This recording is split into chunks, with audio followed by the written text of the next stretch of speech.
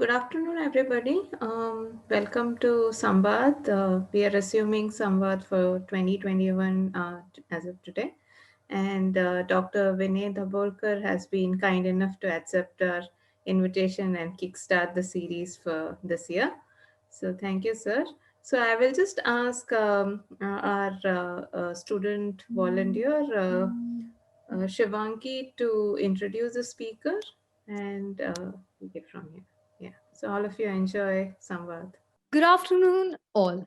Welcome to the Samvad Talk on a journey from computer science to cognitive science by Dr. Vinay Dabolkar, President of Catlin Innovation Consulting. I'm Shivangi Garg with the Branding Committee, and I'll be introducing the speaker for the day. Dr. Vinay Dabolkar is a consultant, teacher, and author in the areas of innovation strategy, design thinking, and mindfulness. He's a co author of Eight Steps to Innovation From Jugaad to Excellence, published in 2013, and the author of Mindfulness Connecting with the Real You, published in 2019. He's a visiting faculty at Indian Institute of Management, Bangalore, and Indian Institute of Technology, Bombay.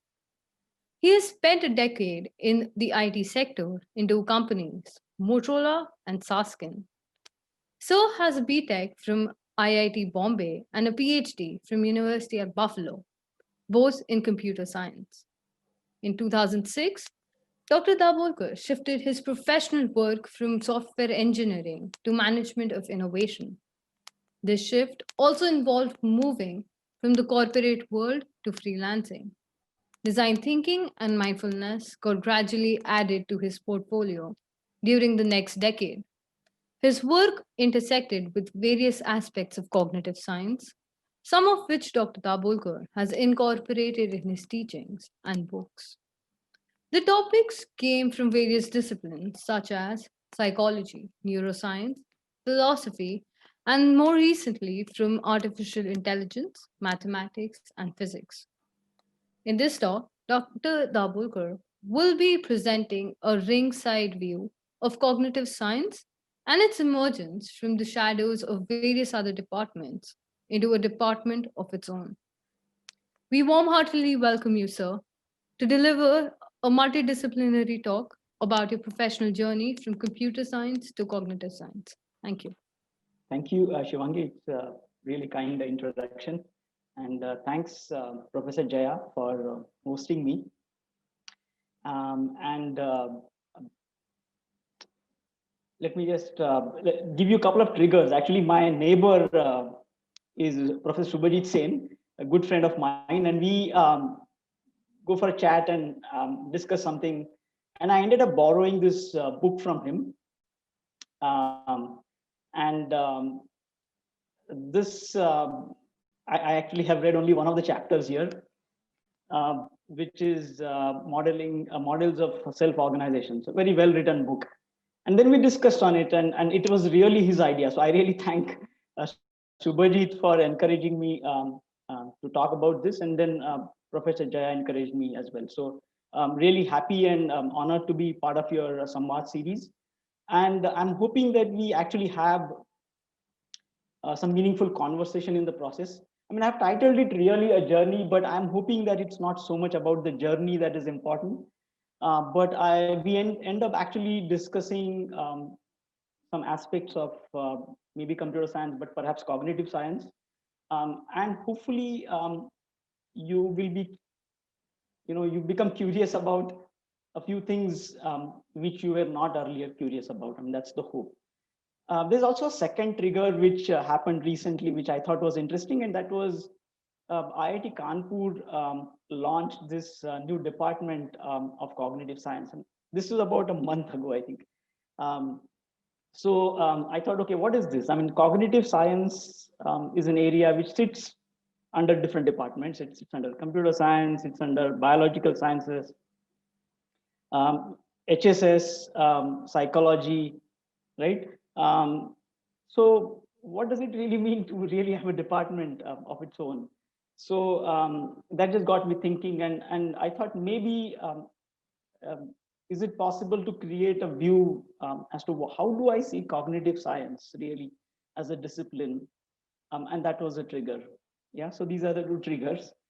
Um, Now, I want to admit a number of faculty members here, all of them, and perhaps some students as well, um, are publishing papers in refereed journals and conferences, and that's what science is really about, right? Science and engineering.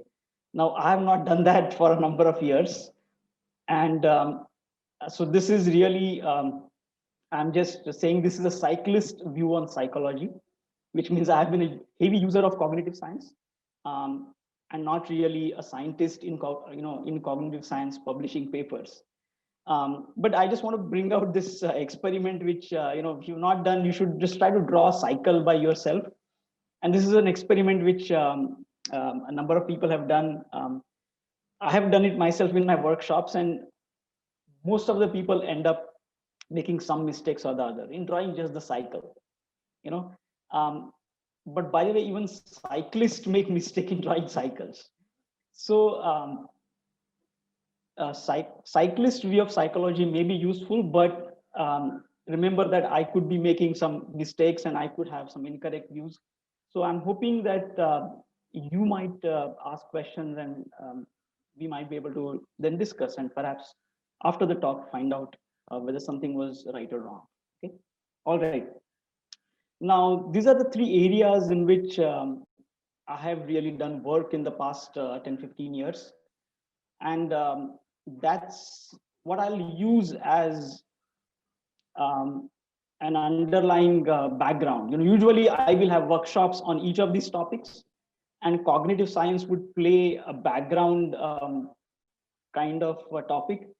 So now I'm going to invert my presentation. I'm going to keep these topics in the background. We'll not go into details, but of course, they would be there because in that context, I would have used some aspects of cognitive science and bring cognitive science to the foreground. So it's like a shifting foreground and background topics.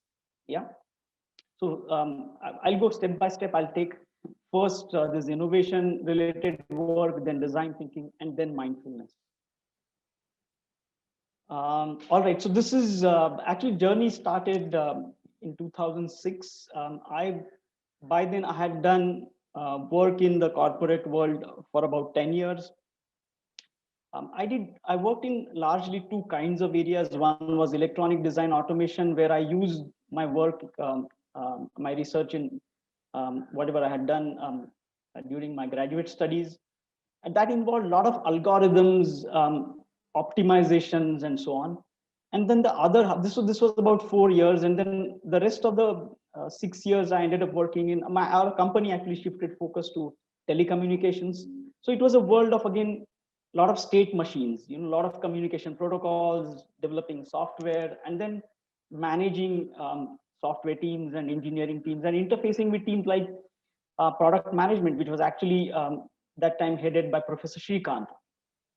So that was the kind of work. And but when I shifted this my career, this technology area actually got shifted. Okay. So just to compare to the cartoon in this, I wasn't so young. I didn't have as many tools as this young chap has with him in the area I was going to work in. And I was soon to discover that I'm going to be in situations where I can't be really smiling. So, all right. So let me begin with a few questions that I ended up working with when I was working with my clients. And also as I began to collaborate with people, right? So I was really lucky in some sense. So the first question that we looked at, pretty soon I found, I got a collaborator, which was Professor Rishikesh Krishnan, who is now director of IIM Bangalore. And that he helped me a lot in terms of shaping the question, asking the right question and the context. So I was already working on what does it mean to do innovation systematically. And he actually got this theme, which also he published as a book in the Indian context, which was going from Jugaad to systematic innovation. Now, Jugaad is a word that is very commonly used, and we understand we all do this jugards, which is essentially just solve problems as they come with whatever we have available. And this topic I found interesting, and Rishi was interested as well. So we started to work on this. Now, when I was working with my clients, and again, I was lucky that I got opportunities to sort of work over longer periods, like 3 years. I had multiple assignments of which lasted 3 years each. The kind of questions I was posed were also interesting. They said cloud computing was actually just about becoming, it was going beyond noise. So it was becoming important. But one of my clients said, look, I don't have the insight to invest something in cloud computing. So which means if you say take a strategic bet on cloud computing, we are not there yet. In fact, we don't have a strategy yet, but we still want to become more innovative. And the other thing is we have these people. I mean, if you say, look, they are not as creative, they are not like this or like that, that doesn't help. This is what we have.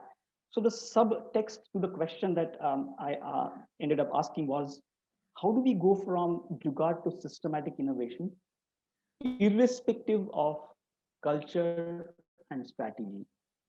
Now, that was an important condition that at least I and both Rishi, we agreed that this was a good condition to have, which is we don't want to say, oh, we want to show or have some framework only for certain type of people.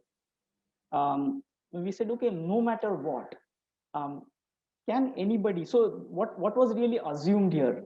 So the primary assumption was the intent, which is the willingness really.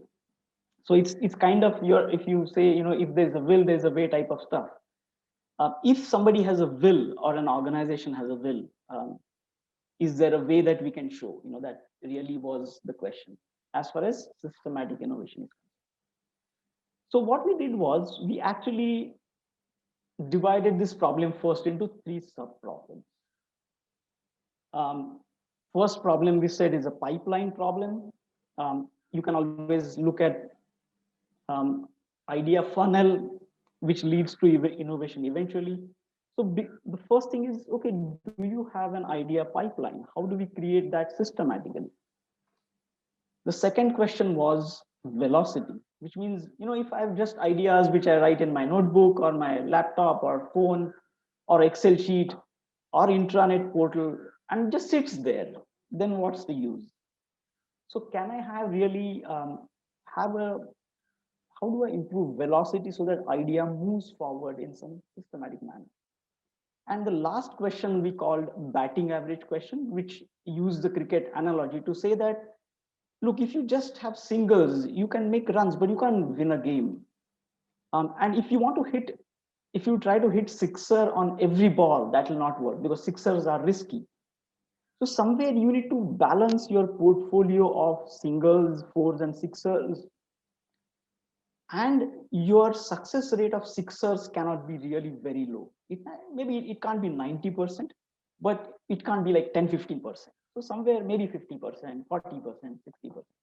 So how do we really enhance your batting average, which means your portfolio being better and your success rate of especially your risky bets is also better. So this is really the way we pose this problem. One dimension of it, which is pipeline, velocity, and batting average. Now comes the second dimension, which is really addressing the culture challenge. And this is where I used one of the models which came from psychology. And that model is called elephant rider model.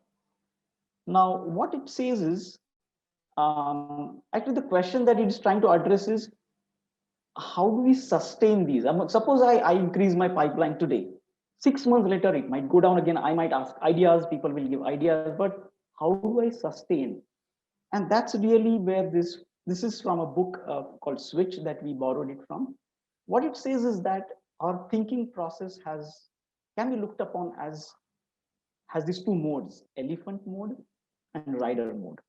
Okay, elephant is this huge thing and rider is tiny. Now, what are the characteristics of elephant and rider? Um, so rider is something where you plan, like setting alarm. You say, okay, tomorrow morning I'm going to get up early, I'm going to go for a walk or a jog or something. An elephant is the one which presses the snooze button to say, boss, one more day, yeah, let me just sleep. What's the difference, right? So rider is the one which can reason, it is analytical, while elephant is intuitive. Rider is effortful, elephant is effortless. Rider is slow and elephant is fast. And elephant is also emotional, right? Which means if I really become upset, then no matter what I plan, it just goes for a toss. Um, and that was a very useful way to look at things when we looked at this pipeline velocity and batting average. Now, just to give you a little bit of aside on this, um, so this is a metaphor that we borrowed, right? Elephant and rider. We borrowed it from this book called Switch, which is written by two brothers, Chip and Dan Heath. Chip is a professor in Stanford, and Dan is a consultant. They borrowed this metaphor from a book called The Happiness Hypothesis by Jonathan Haidt. He's a University of Virginia professor. Um, and he mentioned in an interview that he borrowed this metaphor from Buddha. In fact, last year, around this time, we visited Sanchi, which is in Bhopal. Um, and there's a archaeological society has a museum there. And this is a picture we found in that museum, which is dated around 100 BC of elephant and rider model. So how metaphors sometimes they travel across, millennia. That was interesting. But let's come back to this metaphor, which is we can ask now a question.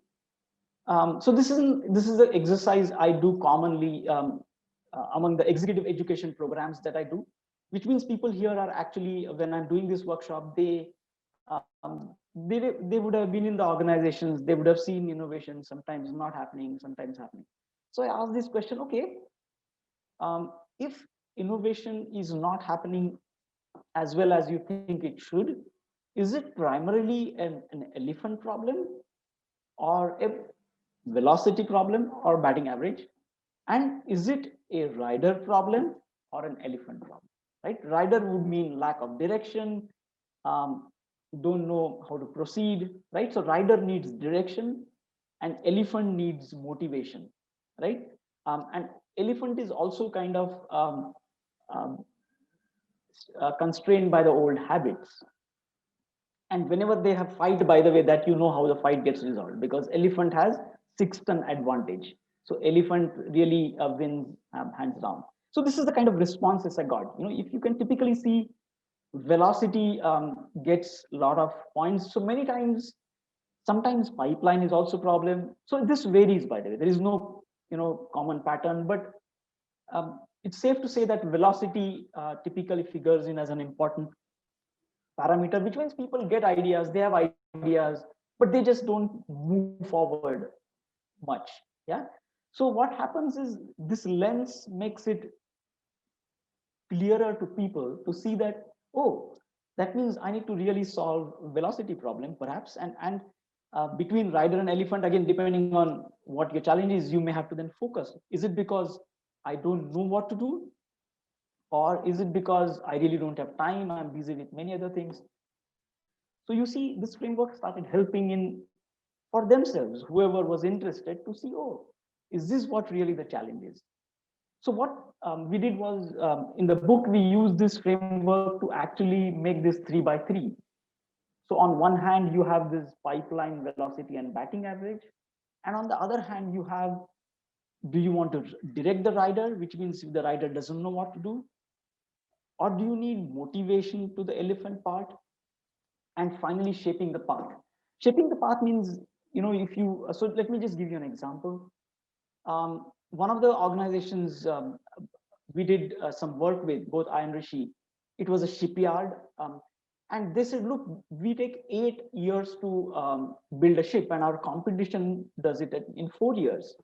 So can we build ships in 4 years? Now, once you pose this as a challenge, that means you're directing the rider. You're telling people, okay, what is the challenge we should really be focusing on? Because many times innovation can go in all kinds of direction.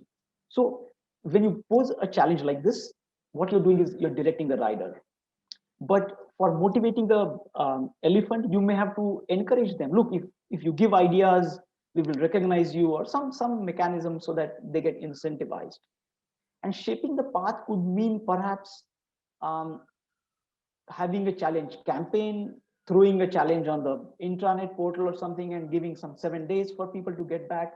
So you're creating a process around it so that it is easier for people, or just a WhatsApp message type of thing, so that it's much easier for people to respond and so on. Yeah.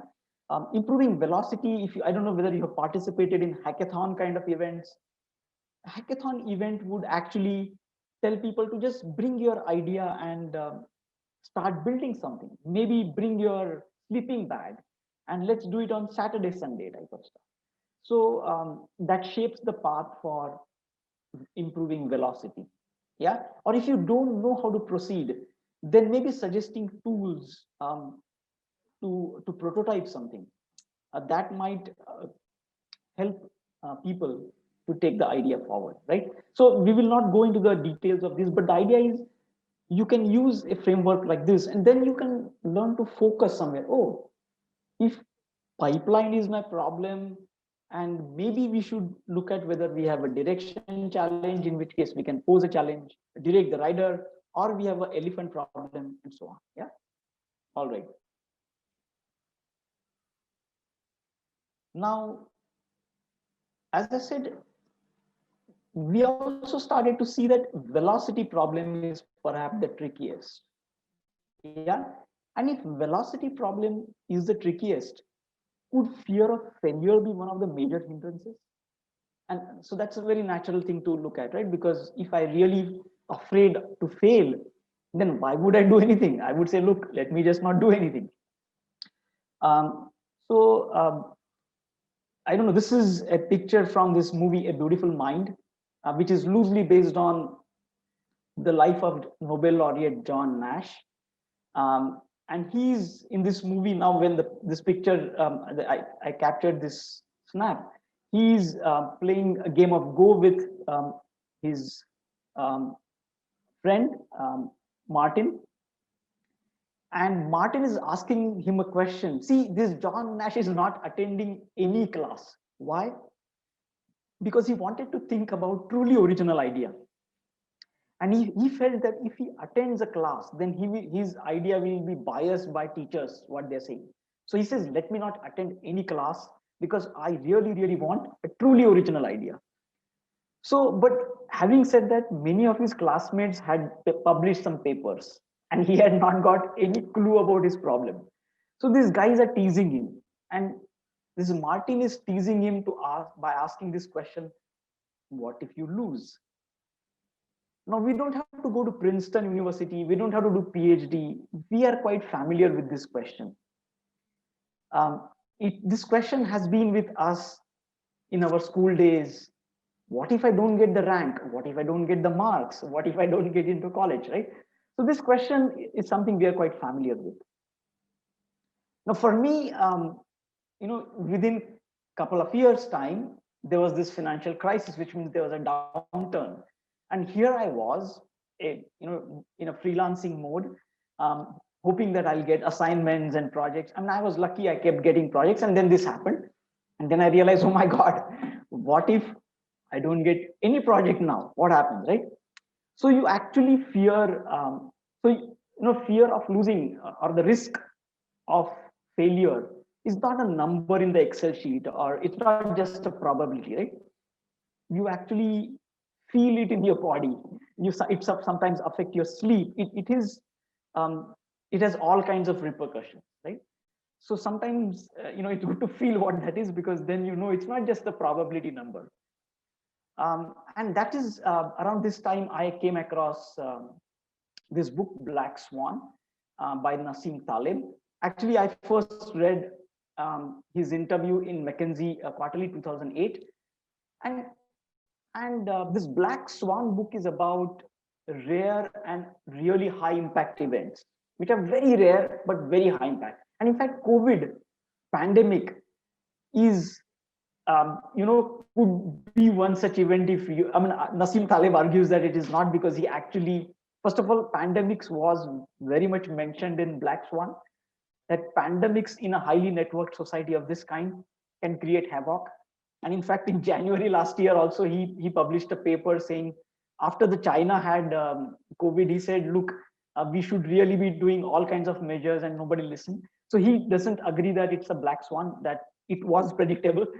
But nevertheless, for many people, it could still be like that. But what caught my attention was this line in this interview that he mentioned, which he said, learn to fail with pride, comfort, and pleasure. I said, wow, my God, is that even possible? Um, can we learn to fail with pride, comfort? I mean, so this, it just stayed with me for a very long time. Learning to fail with pride, comfort, and pleasure. And it would have actually a huge impact on what I would do going forward.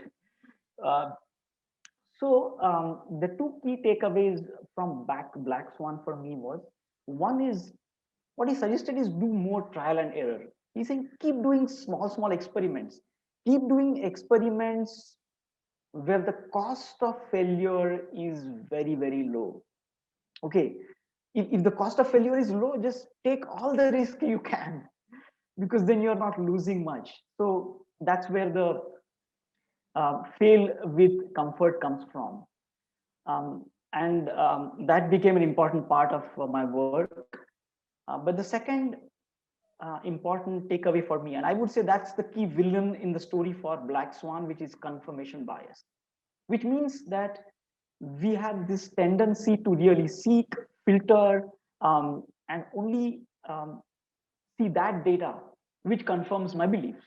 Which means if I have never seen pandemics, if everything is going well, I'm getting projects, or I'm getting job or salary, whatever, then you just assume that's what you will keep doing. So you just keep looking in the rear view mirror, and that's how the life you project. That's the confirmation. Whatever beliefs I carry, which are shaped by my past, are the beliefs which will impact as to what data I will really filter and seek, and just confirm and say, oh, this is what world is, because that's what my experience is. And that becomes a tricky thing to really imagine, and perhaps even take seriously things like this COVID event a priori. Okay, people have stories post facto, but not before they come. So one of the key elements that went into our book, and particularly for the velocity part, was what we called a low cost, high speed experimentation. So for example, I'm just going to give you an example of one of the class projects that a student, the idea is really, that team said, look, we want to have a helicopter ambulance. This was, of course, pre-COVID time, and Bangalore roads were choked usually. And if you are really, you want to be taken to the hospital, what if your traffic is jammed and you're not able to go? So people had experienced this in other cities as well. So this idea was, okay, let's have helicopter ambulance, and then let's see if we can actually help people. So one of the thing is to make paper models. So you see on the left hand side, okay, what does your helicopter taxi look like? But then when it comes to actually using something, you don't have experience. You haven't really used drones. So then what could be a low cost experiment is to maybe buy a drone. So he said, okay, I'm going to spend 2,000 rupees. Looks like a drone is available from Amazon. And then I will see, okay, from this drone, can I take, let's say, tablets, at least the medicines from one place to another, just as an experiment, right? So you are trying to validate assumptions fast. right? So that's low cost, high speed. And what's the cost of failure? 2,000 rupees. Okay, suppose this fails, you say, okay, all right, I at least learned something new. That okay, maybe this is not the approach. So you're failing at low cost. Yeah.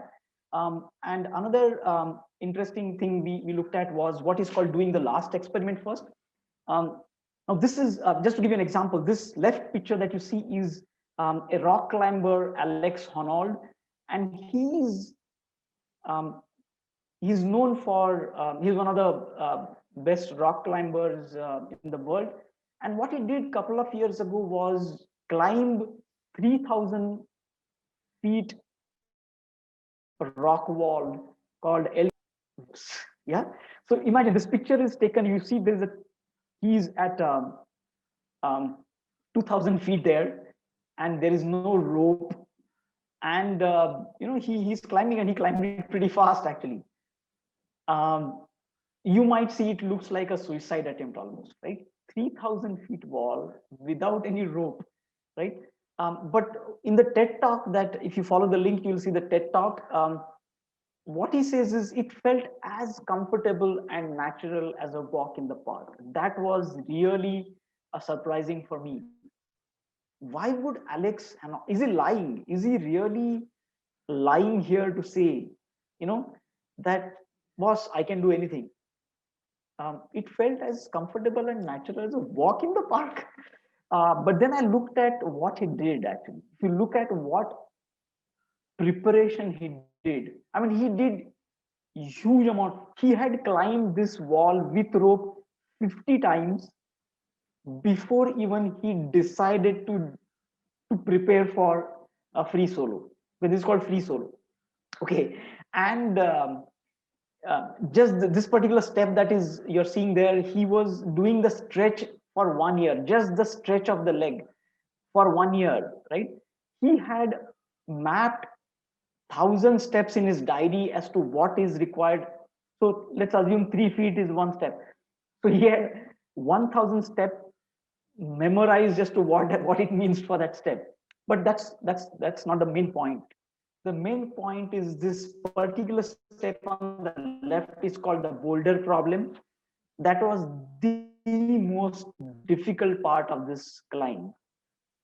And what you see on the right hand side is Alex practicing that with rope. So what he might do is he might go down rappelling from the top just to this particular problem with rope and practice several times different ways to navigate this so that he can fail comfortably. Now, if he fails with rope, he can still, he can fail, right? This is what we borrowed this term from another A.G. Lafley called doing the last experiment first, which means you identify an assumption called leap of faith assumption, which is the most critical assumption that you will cross this and you don't have any data on this, right? You could say in some sense it's the riskiest assumption, an assumption with extremely low, you have no it's only gut feel that you have, but it's very critical. And can you do that experiment as fast as possible so that if you really realize you can't do it, you move on to some other idea, right? So many times we have this tendency to keep pushing this for later. Yeah, so this is something which is now you see State Bank of India actually slapped this penalty on HDFC Bank because they were not able to manage data center failures. Okay, now data center failures, outages are not uncommon. And what Amazon does, and this is what the Amazon CTO says, they actually do game days where they systematically switch off the data centers from the teams and say, okay, manage the server still. It is somewhat like what Alex is doing, where if data center outages are important failures to manage, you yourself switch off these data center, you create these outages and see how to manage them and make them so that you can fail comfortably. Yeah, so doing the last experiment. So this is a Wikipedia view of cognitive science, which has these 6 things, right? Psychology, philosophy, linguistics, anthropology, neuroscience, and artificial intelligence. So far, we looked at only psychology. Now, let me just go a little forward and see what other things we can see. Let me come to design thinking. So there are multiple models to design thinking, but I mostly use this model which comes from Stanford, which is this 5 steps doing iteratively, which is empathy, define, ideate, prototype, and test. Excuse me. Now, one of the key challenges that design thinking or in general innovation tries to address is what is the problem? Is problem discovery the hardest part? Why is that? For example, one of my friend who is there in Triple IDB, right, Divyaraj, he and his team and they work on this solutions for people in Jharkhand, let's say, right? Now, how difficult is it to really define a problem sitting in Bangalore to really solve for Jharkhand, right? It's not easy. So many times getting the context right is very important to frame the right problem. So one area which has been studying this is anthropology and a particular branch of anthropology called ethnography. So this is a video, half an hour video where it's a primer on ethnography. How do you get people to talk and interview and so on? Now, one of the things which is important to remember in ethnography is that whatever data you gather, how do you represent it from their perspective? So I could get data in all kinds of ways, through sensors, through internet, but how do I represent this data? This is what ethnography is about. How do I represent the data that I gather from the perspective of those people, right? It's very easy and very natural to represent it from my perspective, but that's not very useful. Yeah. So this is where ethnography comes very useful. Now, one of the key areas in this is listening. And I discovered this in my workshops, where what happened was I used to do this. I do this paired interviews where people interview each other. Partner 1 interviews partner 2, and after some time, partner 2 interviews partner 1. And I give some time, let's say 10 minutes or 5 minutes for the first interview. And then when I say, okay, now switch, some people realize what to do, but some people become confused because they don't know who is interviewing whom. And that's the problem with listening, because many times I know myself when I'm interviewing that, oh, I know a lot, and I start talking. So listening is actually difficult. And sometimes then people suggest, okay, can you at least begin with 80-20 rule, which means, can you at least make sure you don't speak for more than 20% if your job is to listen? Yeah. But listening, why listening is hard, is also explained better when we look at something like thinking fast and slow, confirmation bias. So this is a landmark book, by the way, from this Nobel laureate Daniel Kahneman. So what he brings out is one of the traps, which is what you believe is what you see, which is confirmation bias. And then he brings about another bias, which is called Vizziati bias, which is what you see is all there is. So you see, whatever I believe is really whatever you're saying, I'm going to only listen to that part which I believe. Whatever it is not confirming to my belief will get filtered out. And what you see is all there is. Whatever I listen is all there is. So I live in this very comfortable world where I have a set of beliefs which are, through which I see the world, and I see, wow, the world really fits in very well to my belief. So how would I ever listen to somebody? So this makes it difficult. Now, Daniel Kahneman is as old as my father, 1934 born. This is the last year's interview, and he's mentioned this several times, that how is Daniel Kahneman different after studying for 50 years? And his answer is, I don't think my intuitions have significantly improved. I'm very overconfident. So this is a Nobel laureate who has written this book, which is like very, very well appreciated, on biases. And he's saying that I haven't changed. So these biases are very strong. That's all the main point is. The biases are very, very strong. And one of the key things that it leads to is something called replication crisis in social sciences, especially psychology. And the problem is that in the last 10 years, what was found as many results well published in top journals, um, medicine first and then other areas in social science, especially psychology, people found out that they are not replicable. That means they replicate less than 50% of the time. And this is where Sam Harris, the interviewer, asked Daniel Kahneman, what's the problem here? And he says, research is expensive. You want it to succeed. And you know what you want to find. And that's what creates the bias, right? It's the confirmation bias he's talking about.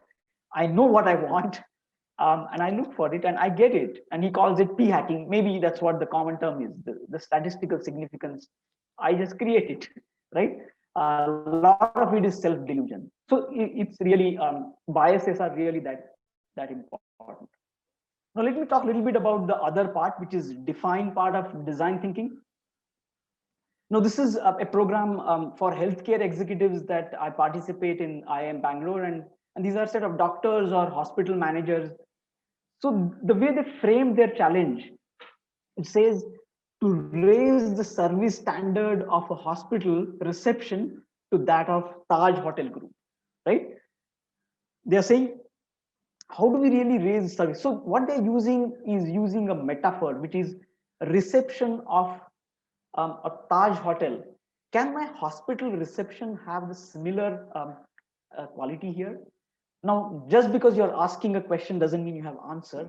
But look, by asking this question, suddenly it creates sub problems. Oh, Taj, when I enter, they do this. Then, when I'm going, this is ready, that is ready. I mean, you can think of various use cases based on this metaphor that is. So metaphors are very, very powerful. Ather Energy is one of the electric scooter companies headquartered in Bangalore. Now, when they started, they actually wanted to, they didn't start with scooter idea. They started with swappable batteries idea. But as they started talking to people, they realized they really want scooter. Now, scooter, the dominant model of electric scooter when they started thinking about it was Chinese scooter. So make a cheap, low-cost scooter, and the demand in India will go really high, and economies of scale and all that. But they realized after talking to people that really what the customers wanted was a good-looking and powerful scooter, and they asked themselves, "Oh, shall we design a Tesla of e-scooter in India?" So they say, why look at this dominant metaphor of Chinese e-scooter? Why not Tesla? So when you ask a question like these, and which is what that means, now your scooter has to look very stylish. It has to be like a luxury kind of brand. It has to be very powerful. But one more thing that it automatically can generate as a question is, Tesla is a technology platform.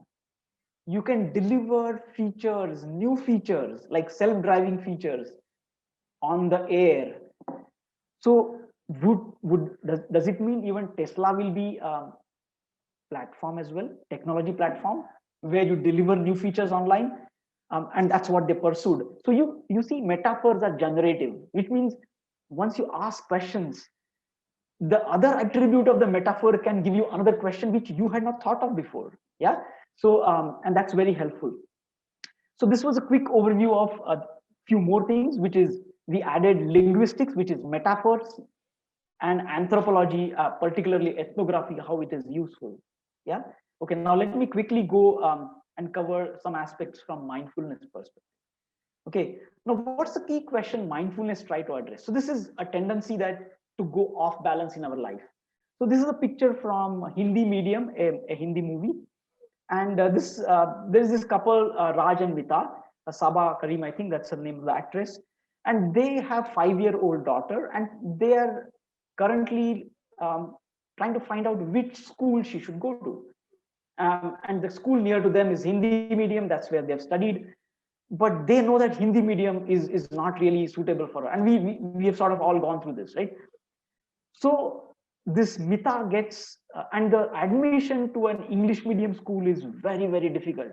They may have to move to a new locality, which itself is difficult. Even then, it's difficult. So she imagines that her daughter will go to a poor school and she will not be able to speak English in life, and she will become very, very, shy, and she will not get perhaps jobs. She'll get depressed, and she says, "What if she start doing drugs?" So you see, within minutes, her thought process goes from school admission to drug addiction, right? And then she loses her hunger and her sleep. It affects everything, right? So this is where you go off balance. Our ability to analyze can become paralysis, right? Sometimes called paralysis by analysis, right? Um, so mindfulness is really about learning to balance, but balance the biased bicycle of life, right? So if you look at the picture on the left, the picture from this video Smarter Every Day, the backward brain bicycle. It's a cycle where if you turn the handle left, the cycle turns right, right? So this welder has introduced this bias where he's introduced the gear where to turn left, you have to turn right. And this Destin tells us, Sandler, that it's very difficult to learn this cycle. He took 8 months to learn this cycle because it's biased. And that's what life does to us. When COVID comes, the things which we are used to doing, habituated, shaking hands and meeting each other together, suddenly became a no-no. And you have to really learn to live in a different way. So life puts us in this situations where our biases are exposed, and we have to relearn again and again to adjust. Now, how do I do it? And that's a question that anybody might want to ask. And what we are trying to say is this the right question? One of the questions mindfulness asks is this actually the right question? Okay, and you might say, what? Why not? So let me give you some clues as to what could be a possibility, just a hypothesis. So this is, again, I'm going to borrow something from philosophy. I mean, at least what Wikipedia says is a philosopher. His name is Jiddu Krishnamurti. This is where he lived, 1895 to 1986. Among other things, he also did schools that he founded. One of them is in Bangalore called Valley School. Anyway, the line that I want to focus on is this. He mentioned in 1971 in Madras talk called "Perception is Action." Ooh, what is that? Yeah. In fact, a somewhat related line he mentioned even earlier, 1956, where he said, "Clarity is action." Whoa. I mean, he was not really a mathematician, right? Is he like more like a poet that he's talking about? Is it more like a metaphor? Perception is action, or is it even related, or could he be wrong also, right? Now, what does neuroscience say? Is action perception? So, so neuroscience traditionally has had a sandwich model of cognition, which says perception, cognition, action, right? And perhaps it is influenced by brain is like a computer model, a metaphor, where you have input, then processing and output, right? Now, is there a paradigm shift in this model? And I'm going to propose at least there's a possibility that's happening here. And that's called the Bayesian brain hypothesis. Okay, now turning point for this was a 1999 paper called Rao and Ballard paper, where these guys looked at some particular neuronal responses and say, well, maybe we can explain them better in a predictive coding manner, right? And one of the pioneers of or champion of this framework, who's called Carl Friston, says, if there has been a paradigm shift, then one paper played a key role at this tipping point, and that's Rao and Ballard paper. What they're saying is that actually when you're getting these inputs of all these images or whatever I'm seeing from this laptop, there are these hierarchies in the brain. Now what is going up are really the prediction errors. What comes down are the predictions. The bulk of the data comes from the model which the brain has, and those are the predictions. My model says there's a laptop here and there's a screen here and all that. Only if there's a prediction error, that error goes up. So it just turns the whole thing ulta. Yeah, it does says it's the reverse.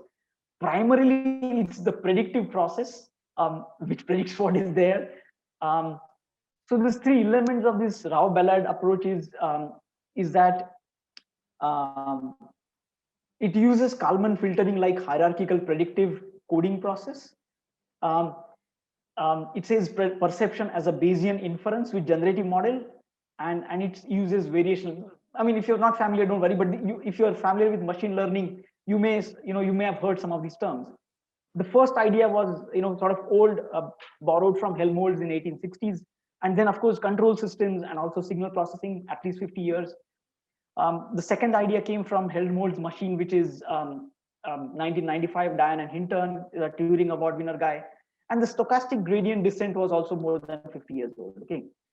Now, what happened next after this was this guy, Carl Friston, took this idea to completely different level in the last 20 years.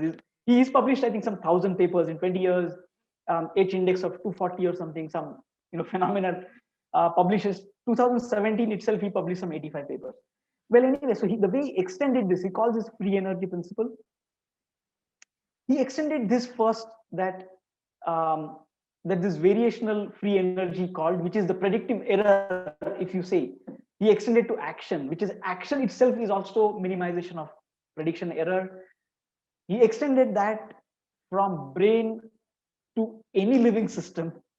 And then from any living system, he extended that to any self-organizing system, which is in non-equilibrium steady state. So just to get what that means, if you drop an ink in the water, it'll really disperse. That's what entropy is about, it'll disperse.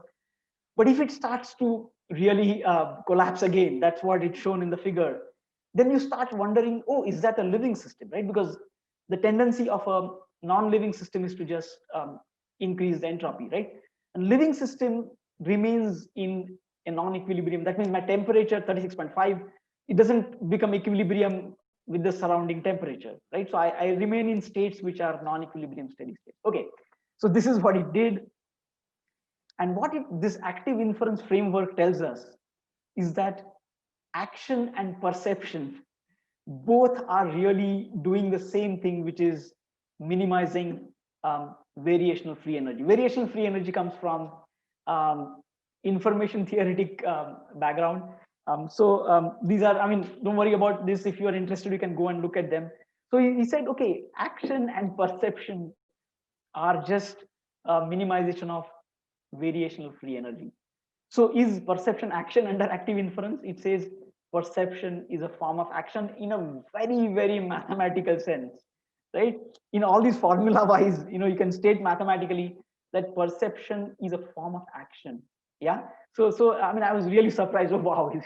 Sometimes what now I mean, you may not be interested in mindfulness and its implications, but you may be interested in building technologies. So here is one set of papers which talk about how this can be actually artificial active inferencing agents. We're using this, and on the right hand side is a video on YouTube you can watch where the robo actually learns to recognize, is it me, by looking in the mirror. Yeah. All right, so you can anyway watch this. So yeah, so this was a very, very short view of cognitive science. We sort of covered all these, but we also added new things, which is dynamical systems, which came from partly physics, statistical mechanics, and also control systems, signal processing, information theory, and all that. Yeah. All right, so could psychology and cycling complement each other? And something to think about. And one can say that cognition is embedded, extended, embodied, enacted, and affective, which means cycle is really embedded in a type of roads where you cycle, extended where when you ride, it feels like your extended body, embodied because the riding is embodied in your thing, you balance with your whole body, not just with your brain, enacted because you ride it, and affective because you have emotions attached with cycling. Yeah. So I think this is really what I have. So I'm open for some conversation. Sorry for being a little late. Big hand applause. We'll take questions now. I don't see any questions in the chat. Would any of you would like to unmute yourself and ask? Good afternoon, Dr. Vinay. I'm It was a wonderful talk. So I have a couple of questions. The first Yeah. question, as you rightly pointed out, that confirmation bias indeed affects many decision making which we do in our life. Yes. So could you help us with one or two, as you told the 80-20 rule, something similar to that? Could you give us some ways in which we can consciously try and overcome this confirmation bias? Okay. So that's the only question, right, Yeah, Amrita? yeah. Okay. So actually, that's a good question. And this trying to overcome a bias um, is, frankly, I don't know if you can overcome a bias, right? That's what Kahneman keeps saying, right? I've written this book, but I have not improved myself. But then he goes and says something, he adds something to that. And let me show you that. Okay. So this is a simple example of Necker cube, which you can see it either as B or C, right? You can see it either protruding to the left or protruding to the right. Right, and this is a simple form of bistable optical illusion. And you can see if you can switch your views, perspective, right? Sometimes you may be able to, sometimes you may not be able to. But what Kahneman says is that when I come across this Necker cube, I will always see only one way, no matter how many times I've seen it before. I will only see it one way, which is what my one way, right? But what he says is, but I know that, well, look, this is a trick thing, you know, an awareness I might carry to say that I might be actually biased. Okay. And there may be some other side to this story. And that awareness itself actually can play a big role, which means I'm not overcoming my bias, which means I will continue to see the Necker cube in either B or C. That will not change, but an awareness might come in to say that, look, I should at least listen to some other view. You know, that's so one way that your body sends you signal that you are seeing only one way is negative emotion. So sustained negative emotion is a hallmark that you are holding on to one view pretty tightly. Okay, you're upset and you're keeping that upset. So if you can catch yourself remaining upset for some reason, and if you can carry an awareness, oh, I am I am holding on something tightly, that might be useful to see. Yeah. Yeah, thank you, doctor. It was Welcome. a wonderful answer. Thank you. Yeah. Thanks, Um, Amrita. We have a question on the yeah, chat. let me just see how much an individual's pipeline velocity and batting average affected by circumstances not of one's own making. A whole lot, Dibakar, I would say, right?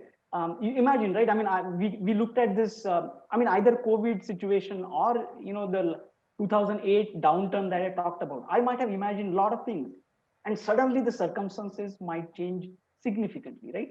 And hence, it's first of all, innovation is not an individual's game so much than a team sport on one hand, but and on the other hand, I should be having a number of things, and I should be trying them out, because who knows, many of them may not work out really, right? So this fail fast philosophy, in fact, when I teach, I usually present a failure resume in one of the classes.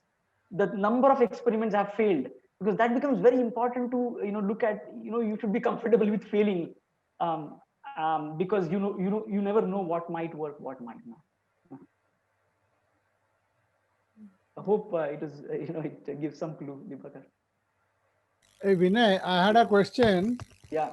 Yeah, that although had given you that book to read, I myself haven't read that book properly.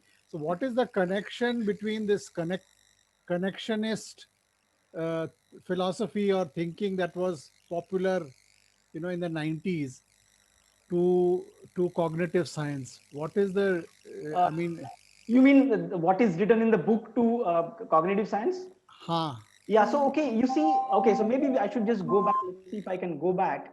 Um, See, the book really talks about self-organizing systems. So it treats. So what it does is, the rightmost NESS means non-equilibrium steady state system. These are self-organizing systems. All living systems are self-organizing, because that's when a spontaneous order emerges. So the book really focuses on mostly living systems which are self-organizing. Of course, this particular framework goes even beyond living systems, but it does include self-organizing systems. So cognitive systems are self-organizing systems which are in non-equilibrium steady state. Um, and in that sense, they try to model statistically, or they behave as though a statistical model called generative model is generating their behaviors. Yeah, so that's really the connection. Okay, thanks, Vinay. Yeah, yeah. Okay, great. Vinay, I Yeah. have a question. Okay. Do you, so how do these, so I'm guessing cognition also gets measured experimentally, right? Yes.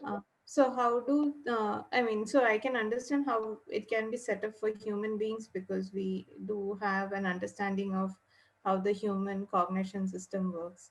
So is that kind of done for other sort of mammals or Yes. birds and things like So it is done both ways. Okay. One is um, it is of course experimentally done for other mammals as well, right? I mean, so the Rao and Ballard paper actually started with an observation of neuronal response for, I think, a monkey's brain. So Okay. monkey, the neurons in the cortex of monkey's brain was responding differently to images with certain length and certain longer length, right? So that was an anomaly that they were trying to resolve. But another way that computational neuroscience addresses this is it tries to say which architectures of neural networks, artificial neural networks model they closely the human or mammal brains. And one of the popular models is called recurrent neural networks. Mhm. And so then they study the dynamics of that, which means how does the state space of these changes Okay. with different responses. Yeah. Okay. Okay. That's interesting. Yeah. Yeah. Okay. So why is the psychology simple, the phi simple? I've always been curious then. Oh, psi, maybe psi, the word psi is that symbol is psi actually. Is that what it is? Psi? Oh, okay. Oh, Yeah, is it? Oh, Greek yeah, psi that's symbol. phi. Yeah. Okay. Okay. Right? Philosophy is phi, is it? Phi, Okay. yeah, psychology is psi. Okay. Yeah. Okay. Yeah. Oh, psychology for psi. Okay. Yeah. That's interesting. Right. So, are there any machine learning guys or AI guys I think doing all anything in students are related machine areas? learning. Anything interesting? Yeah, I was hoping to learn something from you guys. What was the book on self-organization? The Oh, you title of the book on self-organization. self-organization. Oh, okay. Which? Oh, that book. Okay, let's go back to that. Let's see. That book is called The Web of Life. Okay, are you able to see? Yeah, Subhajit, your book is popular. Yeah. So the Wids of Kapra's book, right? Let me just, okay, this is a book. Web of Life. Yeah. Okay. So there are a lot of links, by the way, that if you follow these, you get lots of, yeah, literature that you can look at. So yeah, all right. I think, Do you know of any computational models on how the visual perception and the cognition works? As in, how somebody say looks at an image yeah. and makes sense out of it. You had mentioned something about hierarchical, Yeah, so these active inference guys, right? They have, right? of course, by the way, so these active inference guys are not the only guys. I mean, that's one big school of neuroscience. They Mm-hmm. would have done huge, in fact, not just, I mean, they would have done huge experiment just on illusions as well. See, illusions Okay. play a significant role in understanding what's happening, right? Okay. So there are number of, if you just search, you will see number of papers on act. But I think there are other types of as well where they might have studied perception. Yeah. Okay. Okay. So illusion can be modeled computationally, Yes. I mean, so what is model? You feed the images of the illusion, right? right? Um, Right. and you see how the model, see the model of active inference actually models the living system. Oh, is it? So Okay. it'll actually check how, yeah, I mean, it'll model brain and also a living system. So it'll see how the brain responds to different images. That's what Rao and Ballard did actually. Right? Right. They Right. trained it with number of images, and visual cortex is what they tried to model. No? But yeah, you should just look at this Bristol and company is doing. It looks quite interesting. Yeah. Actually, emotion also they're modeling, by the way. They're modeling empathy also, metacognition. Okay. Yes. So, can some of the cognitive disorders, Yes. like brain disorders, can then can they be refined models of these Yes, kind of models? they Like, for are. So example, just to tell you from the context of active inference, see now let's say I'm watching fog. Okay, the fog image is coming. Now the prediction, and I'll have a prediction as to what the thing should look like. But the fog image is very blurry. Okay, now the brain has a hierarchy which is resolving this prediction error. There's a big prediction error because fog is showing something else. Mhm. Now the brain has to resolve which is more reliable. Is my predictive model or image is more reliable, or the fog? Okay. This is called precision modulation, where it assigns weights, precision weights to what is coming and what is coming from the top and bottom, right? And this is what is so they define. So another name for precision modulation is attention. So when you pay attention, what you are really doing is doing precision modulation, which is precision is really inverse of their variance of the signal. Okay, so yeah, I mean they have, and what happens in something like schizophrenia is that your model precision is very high. Okay, which means you are not likely to alter the weight of that precision to lower thing. And autism is on the other side. You give very high precision to the sensory input, and Okay. you're not ready to resolve the prediction errors by lowering the weight of the sensory input. So all these various spectrums, they have looked at how precision modulation can explain what happens. Okay. Okay. Mhm. Hmm, interesting. Thank you so Yeah, all much, right. Yeah, great. Dr. Yeah, so Vinay. Um, later to be here. Yeah. if yeah, if there are are there any more questions for Dr. Vinay? A quick question, Dr. Vinay. Sorry to come back later. I was Yeah. quite thinking on it. Yeah. So you did say something about the elephant, a non-technical question, of course. Yeah. You did quite say about the elephant and the rider analogy. So Yes. personally speaking, I think all of us would be identifying with both at different stages of time. So I would be identifying as an elephant, or I would be identifying as a rider at different points of time in my life. Now, each one of them has their own set of strengths and weaknesses, right? Right. So, how do we go about balancing, the I mean, I don't know how to put my question appropriately, but my doubt is basically, should we strive to become the other, or should we be in one of the shoes and try to imbibe on the good of the other? I mean, how do we go about this kind of tussle between both these characters? Yeah. Yeah. No, it's a good question, Amrita. And I would say maybe the word you use, the balance word itself, is I would say is a good thing. So first of all, the model is not saying that I am elephant or I am rider. These are modes of my thought process. This is a metaphor for, but your side. I mean, you could say yes. In sometimes one mode dominates the other mode, and that's what you perhaps are saying. I'm more like an elephant or rider. Of course, what it says is like most of the time in life, most of our activities are on the autopilot mode, which means they are on the elephant mode. Elephant is what, you get up, you walk, you brush, all your habits are elephant, right? The elephant is what really, I mean, to use Kahneman words, is the fast mode of thinking, is really what drives your life. Okay, rider is a tiny thing, really. But I guess watch, I think the only thing is when elephant becomes emotional, your reasoning goes for a toss, really. So actually, just watching that part, it's sort of related to what I mentioned in the other thing. It's somewhat similar question, Amrit, actually, that watching elephant getting emotional actually makes rider redundant, really. So, to see if one can watch it.